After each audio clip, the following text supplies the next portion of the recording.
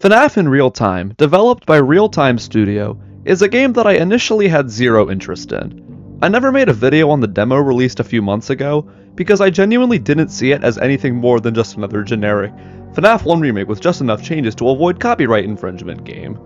The idea of FNaF 1 being fully 3D is cool, and I thought that while the idea was cool, it wasn't being used to its full potential. However, after doing a complete playthrough of the full game, I can confidently say that this is the best FNaF 1 remake I have ever played, and in this video, I'm going to explain why. While this is going to be a review, I'm structuring this a bit differently compared to my other reviews. Rather than separating the video into reviewing different sections, I'm instead just going to walk you guys through the entire game and explain what I like and don't like about each part, as I think this format just works a bit better for the game. Intro out of the way, let's find out what makes FNaF in Real Time such a great remake and game in general. The game opens with a cinematic cutscene depicting what I'm assuming is a night guard who was stuffed into a suit, being on stage next to Bonnie and Chica. Everything is silent until... Wait, who the heck is this? This is the brother, who was a completely original character created for this game. Being real, I don't really like this design all that much. I like how its body is just a bunch of parts mixed together, but a character with a paper plate for a head just looks so unbelievably goofy. But with that being said, it's still a solid design. The guard and the brother exchange a few words, with the guard mentioning how the brother apparently did something to a group of kids, before the brother walks away and Bonnie and Chica slowly walk towards the guard. This cutscene is pretty cool with good animations and voice acting, however it's obviously very cryptic and we don't really know what's going on yet. After that first cutscene, we're treated to a second one, which is a montage of various newspaper clippings detailing the history of Fazbear Entertainment, covering everything from Fazbear's Family Diner to FNaF 1's closure, while some amazing music plays in the background. I really like this second cutscene for being a lot more upfront and impactful than the first, and as I just said, the music is amazing. The game also asks you if you went to the bathroom before playing, which, I don't know what happens if you say no, but it's still a neat detail. After all of the intro stuff, we get a look at the game's main menu. This menu features all 4 animatronics and the brother as they cycle through by walking in and out of view. I do like how this menu incorporates all of the animatronics instead of just Freddy, while still retaining a similar feeling to the original FNaF 1 menu screen. Upon pressing New Game, we begin the first night. Because this is the first night, I want to use this time to explain how this game works and how it differs from FNaF 1. The most obvious difference is that everything is completely 3D. The animatronics, the environments, even the fan does a little side-to-side move, so you know it's 3D. Being able to see these iconic models and places in 3D is honestly really cool to see. However, I do actually find this to be less scary than the original FNaF 1 because of one simple thing: fear of the unknown. Being unable to see the animatronics move around, and instead just seeing bursts of static up until they kill you in the original FNaF 1, added to the fear factor for me because it adds an element of mystery. It makes you feel like the animatronics have control over the building itself, which is another reason why I love the FNaF movies so much, by the way. I completely understand why showing them move around was done, and I'm a fan of the walk cycles, but to me it just removes some of the creepiness. Mechanically, this game is the exact same as the original FNaF 1, except for 2 changes. First of all, Bonnie and Chica can come from either hallway instead of just being restricted to one, which I do like as a neat switch up. I also like how they added the detail that Bonnie and Chica stand in the doorway when they jam your doors, as it just adds some nice realism. The second change is that both Freddy and Foxy now require you to look at their cameras to stall them, which adds some extra challenge to their mechanics. Each animatronic also has new jump scares, which, although some of them are better than others in my opinion, Bonnie, Foxy, and Freddy all have cool new jump scares. However, Chica's just has her swing around like a fan blade, which I just think is not scary at all. Thankfully, she also has one that resembles her original FNaF 1 jump scare that I do like. Freddy also has this power out jump scare from FNaF 1, however, what I really like about this is that before Freddy jump scares you, all 4 animatronics come to your office and sing a little jingle, which is such an amazing and terrifying touch. Speaking of animations, this game nails that too. Everything from the animatronics walking around, to the subtle animations of papers in your office moving, to Chica rotating her head around a full 180 degrees to stare at you as she leaves the dining area, are all extremely quality.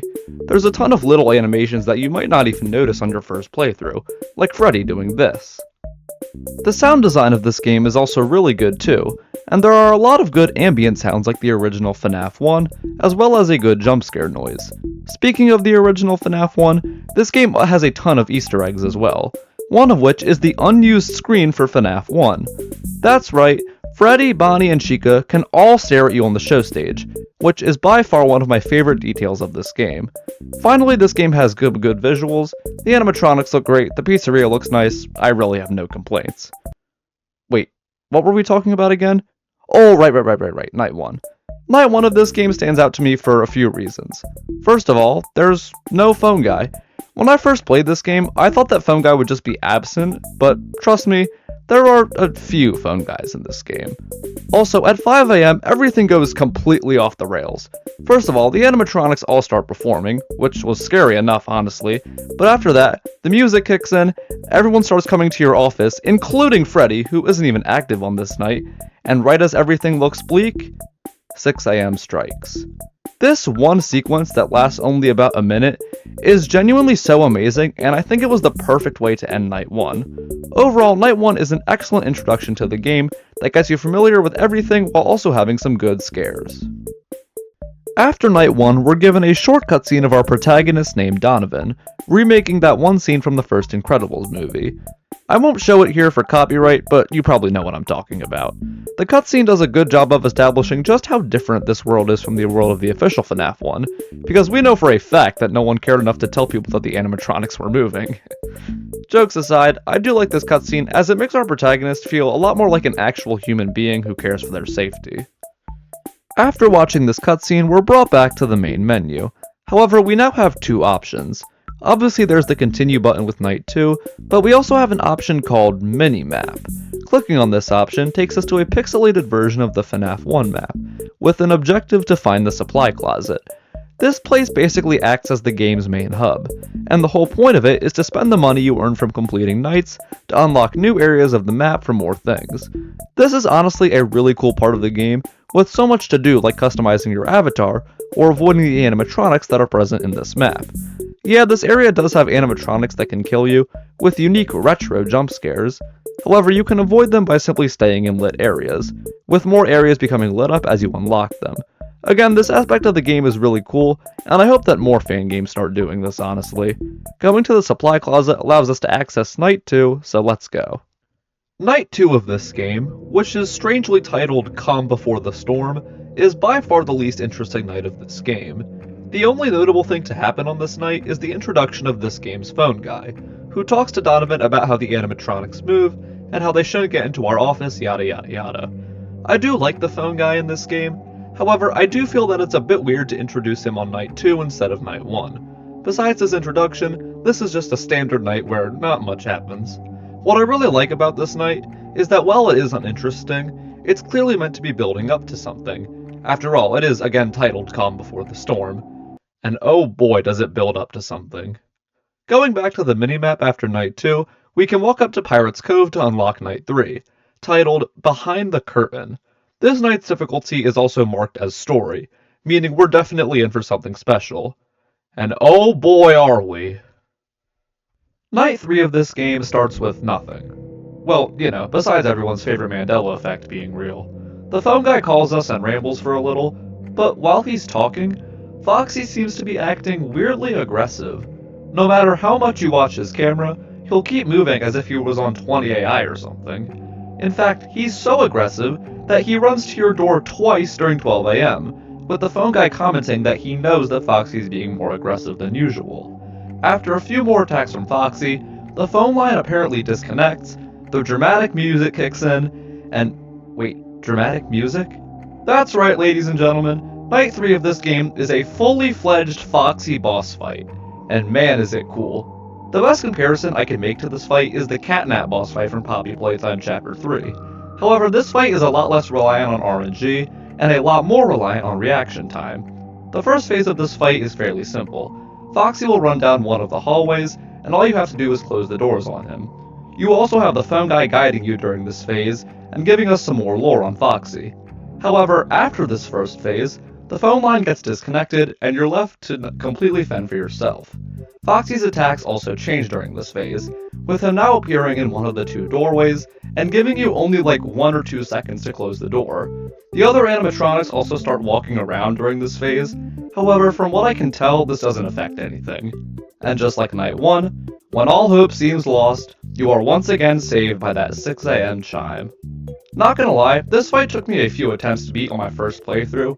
However, because this fight is so cool and well crafted, it was so satisfying to finally beat it and earn my $300. Night 3 might honestly just be my favorite night in the game, as it's so unique and acts as an amazing surprise for getting halfway through the main story. Seriously, this is a FNaF boss fight done right. After night 3, we're given a cutscene showing a view of presumably the front door of the location, while the phone guy tells Donovan that he would be surprised if Donovan showed up for night 4, which is pretty fair of him. The phone guy also drops the bombshell that the animatronics are possessed, which, while not as effective as FNaF 1 simply implying this through newspapers in my opinion, is still a pretty chilling reveal. This cutscene in general is just pretty cool, and again, makes this world feel a lot more realistic than canon FNaF. Going back to the minimap, we can find the prize corner in the back of the dining area, and access the Fazbear Employment Console, a computer where we can access all of the content this game has to offer. Having all of this stuff be condensed into our little computer screen is pretty nice, and you can even customize your avatar that appears on the minimap. There's also this little Freddy at the bottom, although calling him Freddy is a little disingenuous because he's literally just a recolored Helpy with the same animations. Strange choice, but whatever. Anyways, let's move on to Night 4, titled Switch Up. Night 4 of this game is pretty interesting, as it introduces 2 new cameras and a new mechanic. Starting with the cameras, we now have one that shows the entrance to the pizzeria, and one showing the safe room. The kitchen camera also works now, giving us a look in there. While I'm a big fan of the kitchen and safe room cameras, I do think that the entrance camera looks a little bit too out of place compared to the rest of the building. These cameras don't really do anything in terms of gameplay, but they are nice additions. We also have a new mechanic this night, which provides both a literal and figurative switch up. The way it works is that if you see Mr. Cupcake on a camera, he'll jump scare you and switch the positions of 2 cameras on your map. So, for example, you'll have to click on Pirate's Cove to view the East Hall, and click on the East Hall to view Pirate's Cove. I am a big fan of this mechanic, as it adds an extra element of confusion and panic to the nights. Plus it gives Chica's Cupcake an actual purpose. Besides these new things, Freddy also becomes active on this night, with an identical mechanic to FNaF 1. I really enjoyed this night because of its new mechanics and features, although nothing too crazy happens. After completing night 4, we're brought to a minigame where we get to play as the brother. Here we have to simply place papers around the location, before being told to leave the restaurant. We question why the doors are wide open, and the minigame ends. No, I don't know what it means either, let's move on. Returning to the minimap, we can unlock night 5 by going to the show stage. Let's see what Friday has in store. Night 5 of this game, titled Freaky Friday, starts fairly slow. There's no phone guy call and the animatronics are just doing their thing. But at 4 AM, this happens. And then at 5 AM, this happens. These 2 moments that both last about 5 seconds each are genuinely terrifying. The entire time I was playing Night 5, as soon as this happened, that purple car was all I could think about. Whose is it? What do they want with me? Am I safe? And once 6 AM rolls around, we're brought to a completely dark version of the minimap. None of the animatronics are around, and all there is to do is leave the restaurant. But of course, it's not that easy. After this happens, we get to listen to an audio recording from the phone guy that's meant for our character Donovan. The phone guy talks about how he hopes that we find this message, but that'll only happen if our spirit stays within Freddy's. He also reveals that we aren't the first security guard to die under his watch, which is disturbing to say the least. There's also this cutscene called Trespassing, where some unknown person walks into the pizzeria, which could honestly be anyone, I don't really know. Hey, editing Supersonic here real quick. I just wanted to add that there's actually a part 2 to this trespassing tape where like the guy goes inside, he's about to get attacked, but then he like says like, "Wait, don't kill me." And then he goes back into like the safe room, I think, and then like he gives the brother a hug. I could not tell you what any of this means, man. But I just wanted to include this here because I forgot to include it in the script. Back to recording Supersonic. Earlier in this video, I mentioned how Night 3 of this game was my favorite, and from a gameplay perspective, that's still true. However, Night 5 is easily the best night from a story perspective, with a satisfying ending to the game's narrative. But we're not done just yet. Returning to the minimap, our character has suddenly changed from Donovan to Michael, who's presumably Michael Afton, but who really knows. Anyways, while this game does have a Night 6, we need to complete a few challenges to unlock it. Yeah, rather than having challenges on a custom night, this game just has its challenges alongside the other nights, and we have to complete the first two to unlock Night 6. These two challenges are fairly simple, with one being just Bonnie and Chica and the other being just Freddy and Foxy. Unironically, I think the best part of these challenges is that they're only 3 minutes, as I think the full 9 minutes of just 2 characters would be a bit excessive. Anyways, after those two we can now unlock Night 6 and... wait, no way. Night 6 of this game presumably has us playing as this new Michael character because, well, you know. Besides this, nothing actually happens within the story. There's no phone guy call, no dialogue in general, and it's just kind of a boring night besides the near constant animatronic attacks and the occasional Sparky cameo if you're lucky. Overall, this night is just kinda whatever. Cool Easter eggs, but besides that, it's just nothing too special. After Night 6, we get to play as a duck. No, I'm not kidding. We're brought to a minigame where we explore a forest as a duck before eventually stumbling across a lake. We walk in, the water turns red, purple guy shows up, and that's the minigame. This is going to be very fun at the end to try and explain during the lore section. Anyways, we can now go through and play the rest of the challenges, which I'm just going to rapid fire through real quick. The third challenge is Nightmare, where everyone's active and there's a constant alarm blaring sound effect playing as well as a red hue. Overall pretty cool. Next up is Power Surge, where the only change is that the cameras are disabled. Cool mechanic switch up, but it basically just boils down to keeping the right door closed and praying for 6 AM before Freddy kills you because you ran out of power. While these challenges are cool, by far my favorite part about them is that they have phone guy calls that are voiced by various YouTuber cameos, such as 8-Bit Ryan and Fusion Z Gamer. And yes, this was what I was alluding to at the start of the video. Oh, is this thing on? Man, they don't make these flip phones easy to navigate. Hey, so I'm calling just to let you know that the old job I did, I think almost a year ago now, I noticed that your animatronics seem to have this thing where they walk around. Yeah, that's really not normal. I think the other places like Chuck E. Cheese and In-N-Go Karts that I've been a technician at don't really have those same problems. Hey, what is going on, idiots? This is FNaF Ryan here, and welcome to another video of mine. Yeah, that's right. As you guys know from my previous vlog videos, which you've definitely been watching, right? I'm calling all the local restaurants that have terrible and absolutely abysmal lack of regard for basic human needs and sanitation, and writing them all 1-star reviews on the KC Utah paper. I think this is an excellent way to incorporate YouTuber cameos into fan games, and I really hope we start seeing this from more fan games. There's also a few other areas of the map you could unlock, including an outdoor area with a movie theater, library, and the forest from the duck minigame. And finally, we have Night 7. Night 7 of this game is fairly straightforward. It's the 420 mode from FNaF 1 where every animatronic is at maximum difficulty. I personally haven't beaten this night because it's actually a fair bit more difficult than the original FNaF 1 420. However, the reward for doing so is pretty worth it. The reward for beating this night is a cutscene where the brother monologues to itself while some panning shots of the pizzeria are shown. This cutscene is honestly pretty beautiful, and is a perfect segue to the story section. From what I've pieced together, the story is basically that the brother is the stand-in for the puppet in this universe, being this benevolent force that guides the spirits of the animatronics. In that Night 7 cutscene, the brother mentions how they are someone's daughter, which I think is meant to be saying that they are Charlie Emily, aka Henry's daughter, aka the puppet. Also, the cutscene from the start of the game is showing us what happens to Donovan after his death.